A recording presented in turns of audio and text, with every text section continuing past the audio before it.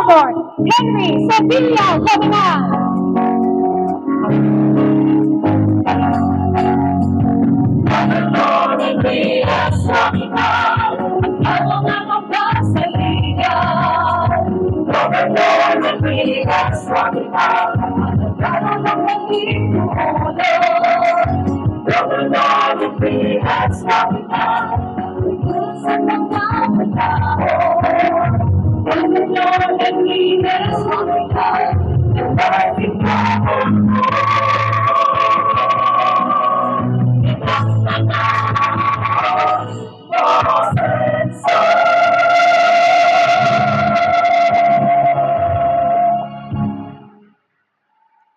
Thank you very much. Please take your seats.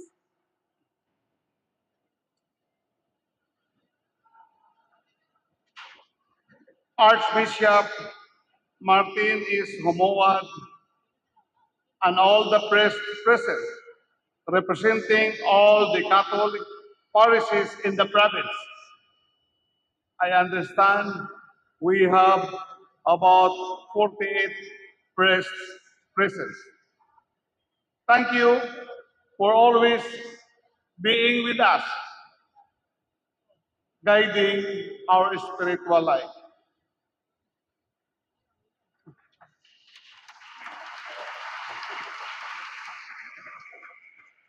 To my wife, Attorney Pearl Grace F. Oaminal, Secretary Leo Tereso A. Magno, Chairperson, Mindanao Development Authority. Thank you, sir, for giving us the honor to administer the oath of office of this year's RDC Chairperson. Your support to us have been instrumental in the development of our province. Congressman Jason P. Almonte of the 1st District, who also chaired the Mindanao Affairs Committee of this 28th Congress. Congressman Sancho Fernando F. Oaminal of the 2nd District, Congressman Henry F. Oaminal Jr.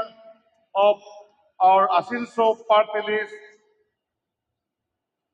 Vice Governor Rowena L. Gutierrez, and the members of the Sangguniang Panlalawigan, regional directors of the different national government agencies. By the way, I have delivered 9 state of the district address when I was still congressman, and my first 3 state of the province address. So far, it had recorded 9, the highest was 9 regional directors present. But today, we have 26 regional directors present. Officers and members of the Regional Development Council, city and municipal mayors, together with our city, municipal, vice mayors, and members of their respective sanggunians, barangay captains and councilors, national and provincial department heads and employees, judges, prosecutors, police, and military officials, different religious leaders of the different church denominations in our province, business and educational leaders, our OPO grantees in the bleacher, our partners in the chess tournament, former Congressman Both Pichay, the President of the National Chess Federation of the Philippines, who was once my comrade in the 17th and 18th Congress. Sir, thank you very much for your kind words.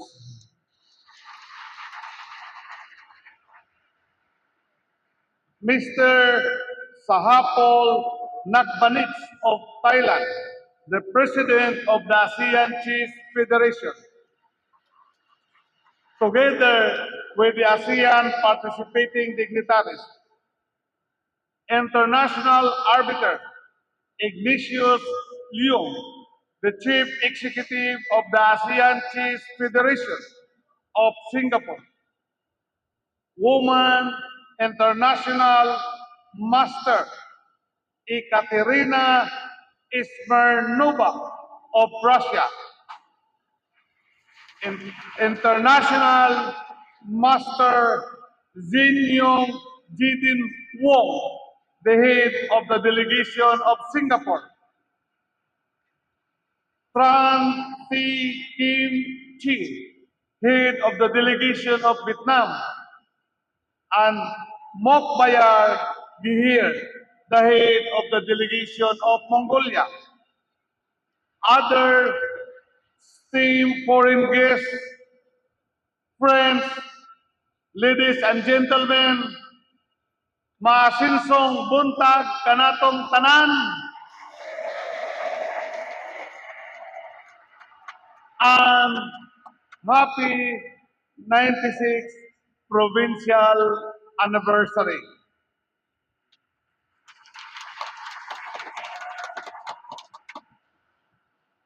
After successfully completing my first term from July 1, 2022 to June 30, 2025, as your governor, my heart is full as I look back with a deep sense of fulfillment and pride.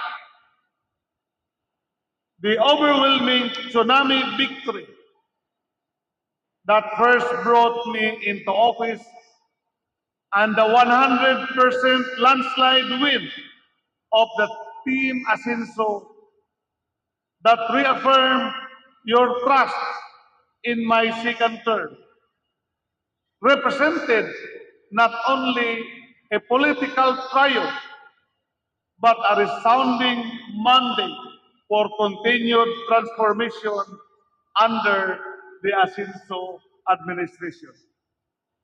Upon the commencement of my second term as your governor, last July 1, 2025, I have continued to uphold the people's mandate to lead Misamis Occidental towards greater progress, honoring it not only in principle and commitment, but in substance and form, in tangible results and meaningful development.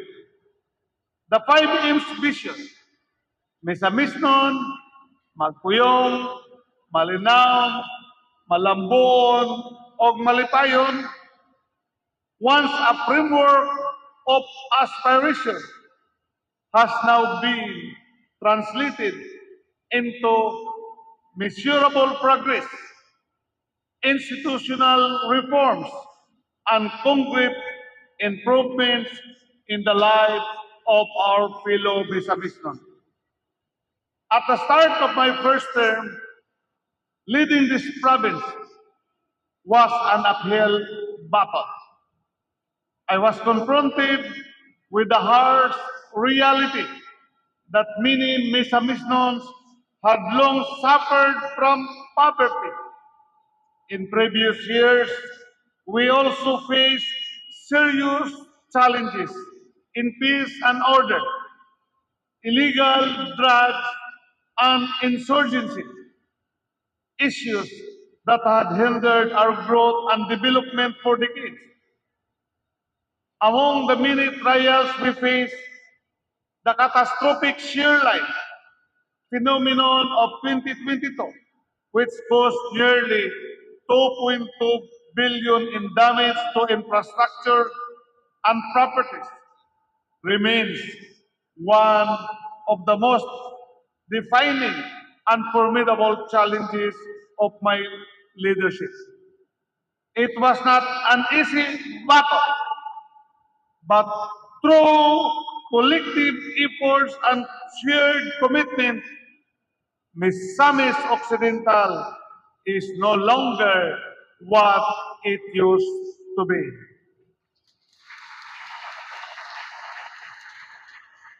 History will bear witness that as I conclude my first term and continue into my second, I remain resolute.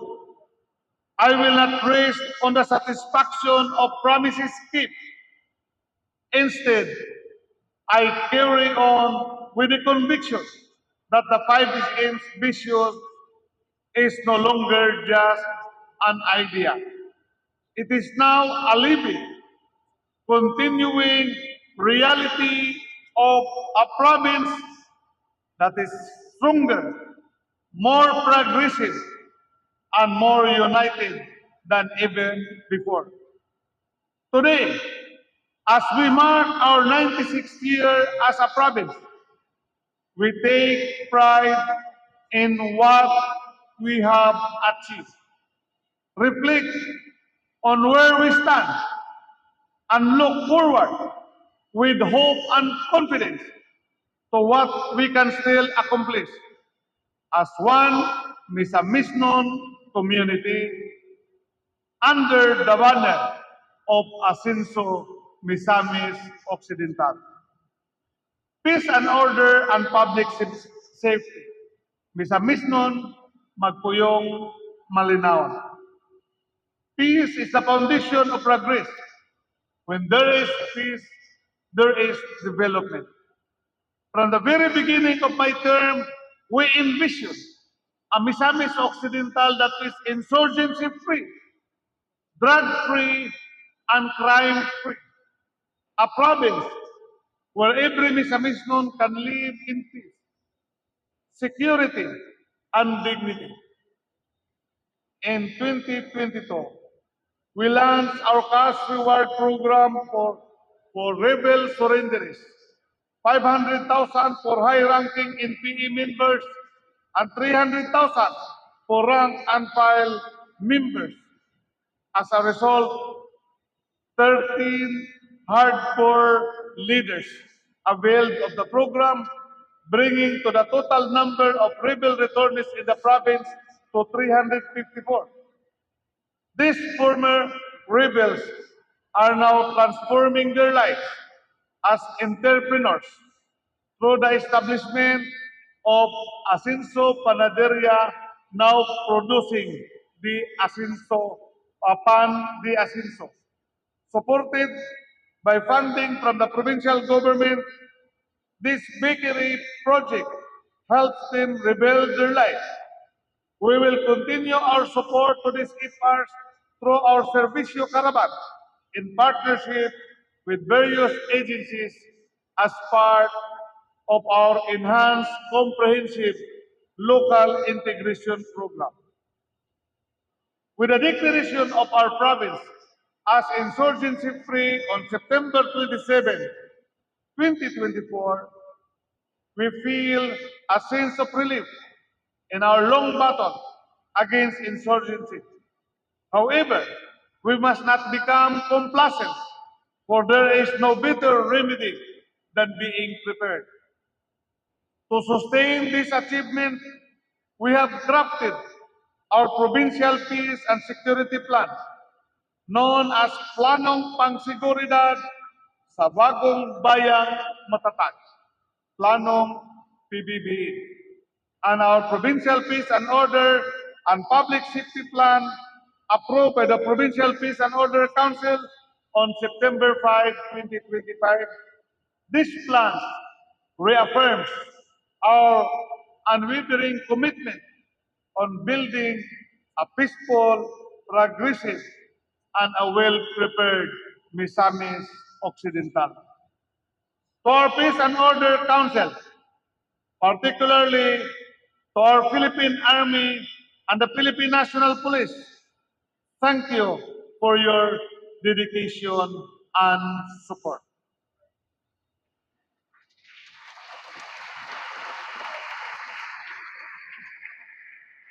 Our goal of Misamisnon Magpuyong Malinaw extends beyond anti-insurgency efforts.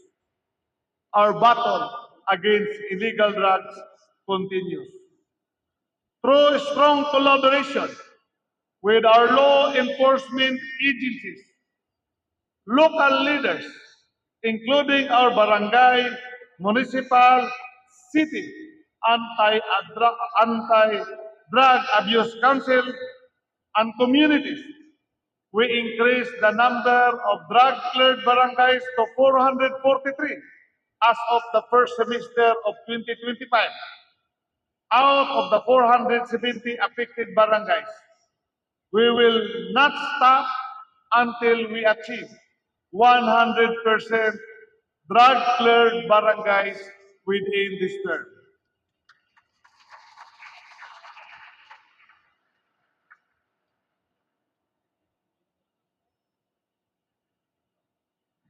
To prevent the resurgence of illegal drug activities in every barangay, we just had conducted the strengthening institutional capacities of city, municipal, barangay anti-drug abuse council training, the CUT city municipal badak training. In partnership with the DILG, PNP, PDEA, and MOPADAC, this training has refreshed and empowered our anti-drug abuse council, being the first line of defense in our anti-illegal drugs campaign to respond more effectively, decisively, and strategically to drug-related challenges in the communities. Our slogan is never again na mobalik pa kita sa dulong nga kagahapon nato.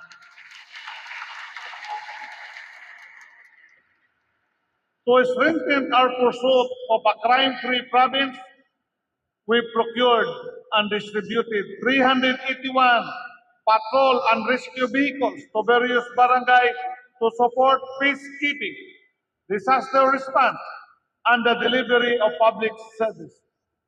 The first of its kind in Misamis Occidental and even in the entire Philippines.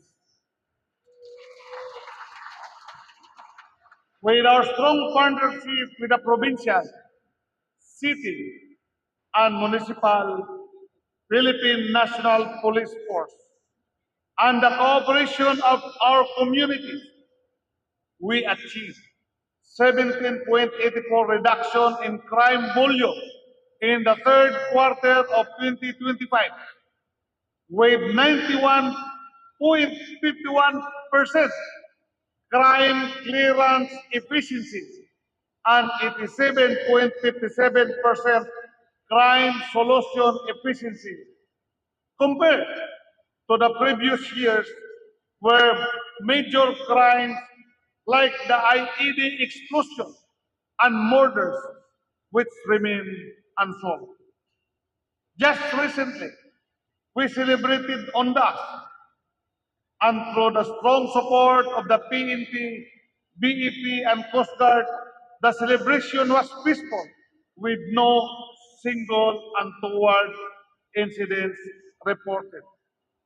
To our dedicated provincial PNP personnel, headed by Police Director Colonel Romel Maglio, BEP personnel headed by Provincial Director Gregorio Elbambo, and Coast Guard personnel headed by Acting Commander Jaquinel Dano. Thank you for your unwavering service and commitment to our people's safety. With these achievements, Misamis Occidental remains peaceful, vibrant, and full of promise, an ideal destination for living, investment, and business. In the field of our social services, Misamis nun magpuyong malipayon. A healthy province begins with healthy people. That is why we place the utmost importance on ensuring that every Misamisnon has access to quality health care. Under my administration, we have significantly strengthened our free hospitalization program. Since July 2022, more than 170,000 residents have been aided with over 840 million pesos in assistance granted to ease their medical and financial burdens. Thank you to our partners who continuously support this program. Of course, our city, municipal, local government units headed by our city municipal mayors who are here together with their municipal councilors.